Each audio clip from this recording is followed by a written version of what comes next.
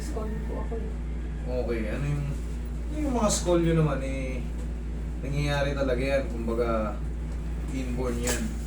Ngayon, wala naman problema dyan.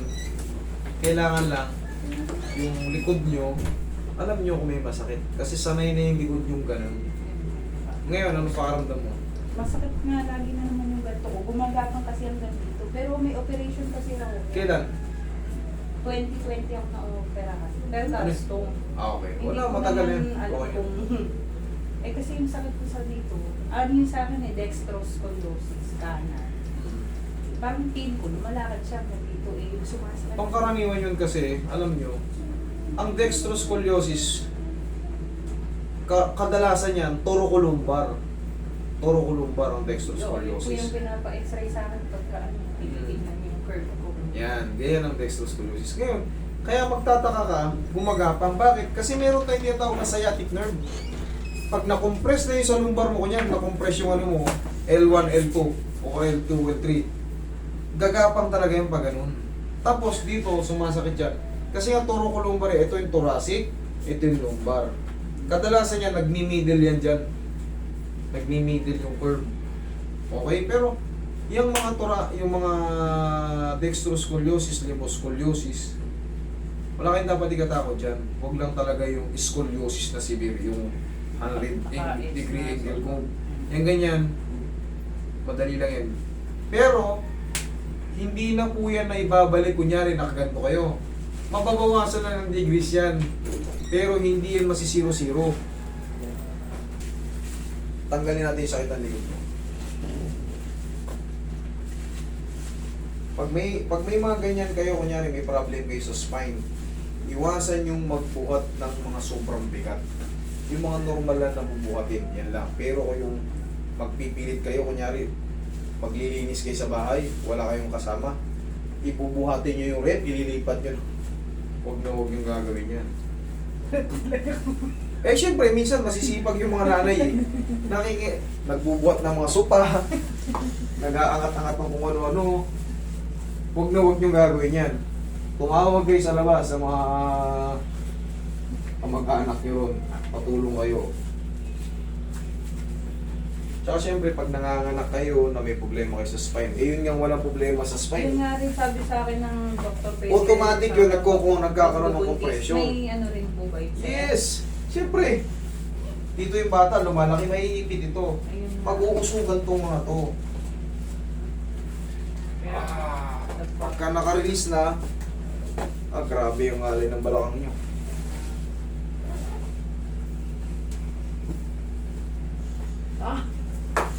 Tayo ka.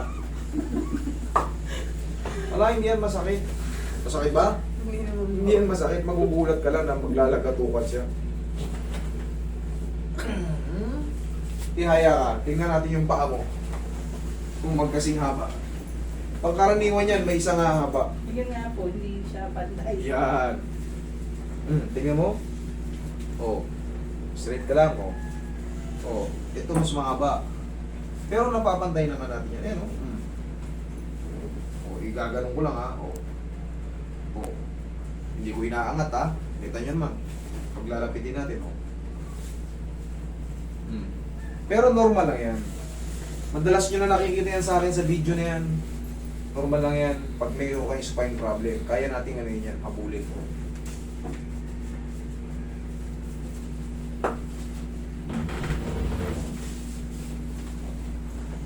Relax lang.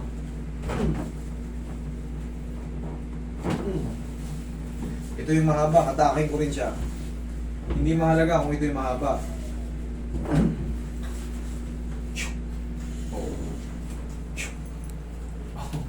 Oh, paparesin ko lang, ha. Oh. Tayo. Dalawa rito, isa rito. Malakas din yun, ha. Nakita nyo, pero nagpapantay siya. Bakit? Kami nang nakakalam nun. Tagilid. Hindi porkit mahaba yung isa, hindi mo nakatakin. Sasabay yun. Maniwala kayo. Kasi abot yan dyan.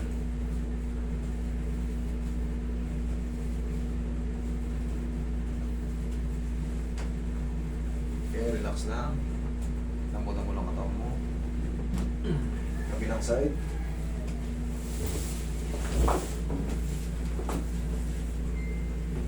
Pansamantala, pag yung may mga merong ganito, pansamantala kung wala pa kayong malapitan na kagaya ko, ganyan-ganyan nyo na yung sarili nyo kahit nasa bahay lang.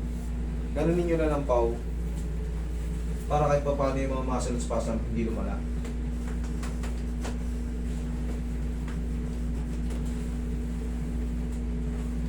Okay, relax na. Okay, tapa. Ganunin nyo yung muscle, oh. Huwag gandiinan, ganyan lang, oh. Malaking tulong yun sa mga may mga spine problem, scoliosis, liposcoliosis, dextroscoliosis.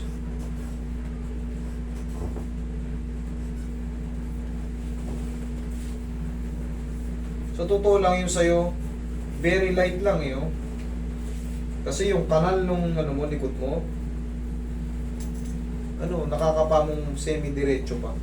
Kumbaga hindi sobrang lala. Yung iba kasi, yung kanal nandito, oh.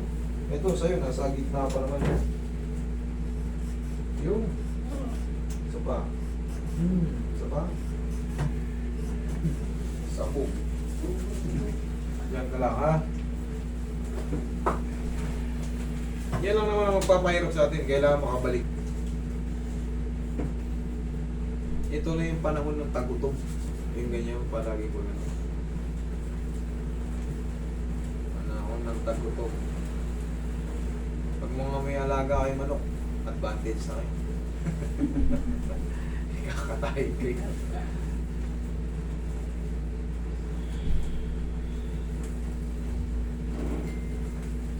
Nagra-radiate na ba rito sa paa mo? Opo. Okay. Dapat hindi kayo magkaganito. Yung pigi ko ang masakit lalo.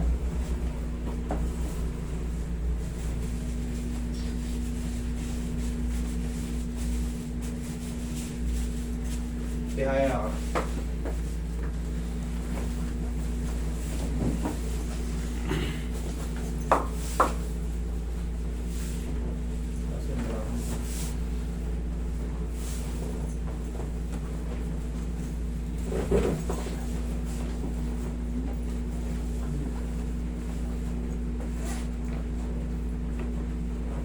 Okay, sa tiyan. Okay, inhale. Exhale.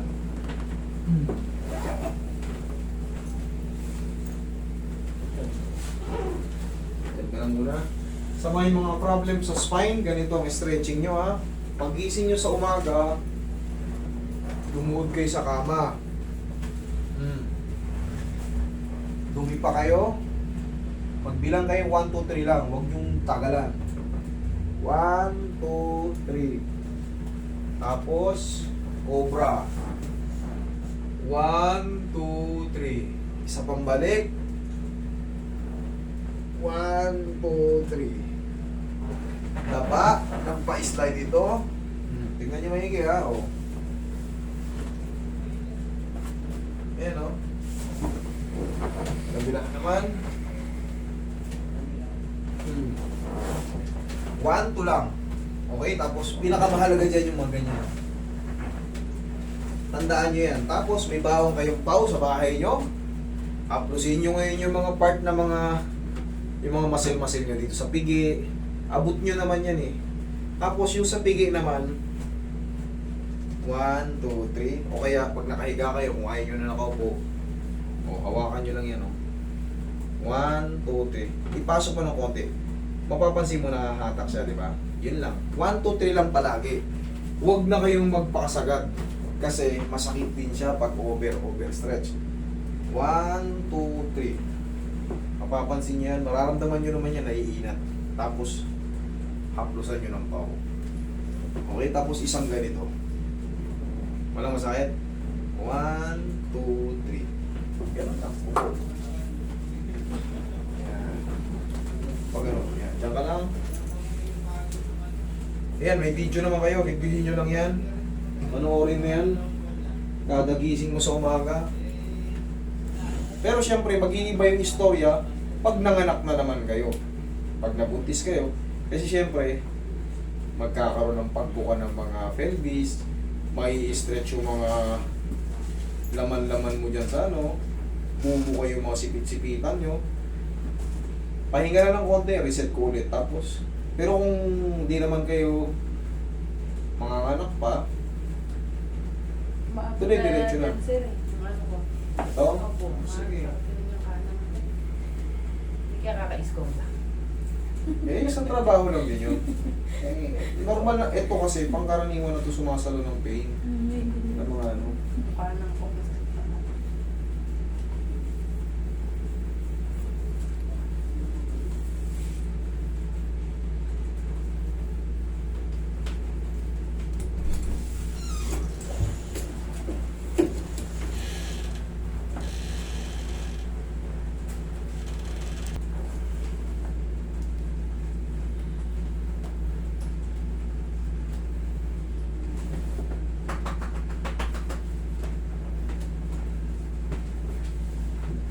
Ngayon, ma'am, baka sakaling hindi ma-perfect ng isang shots.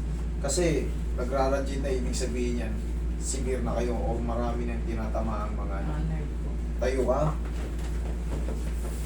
Kung meron pa, balik lang kayo sa pag-report na kayo after 1 week. Pero kung wala na, kaya lang ang buhay. 1, 2, 1. Yan lang. Kayo, upo kayo. O, obserbahan niyo yung pakaramdam niyo after karate. Malay ko kanina, halay na ako nung kakaantay ko. O ngayon, Medyo ano, parang lumawang siya. umuha. Okay? Tapos, 3 to 4 days yan yung mga best feeling dyan. Okay? Thank you so much.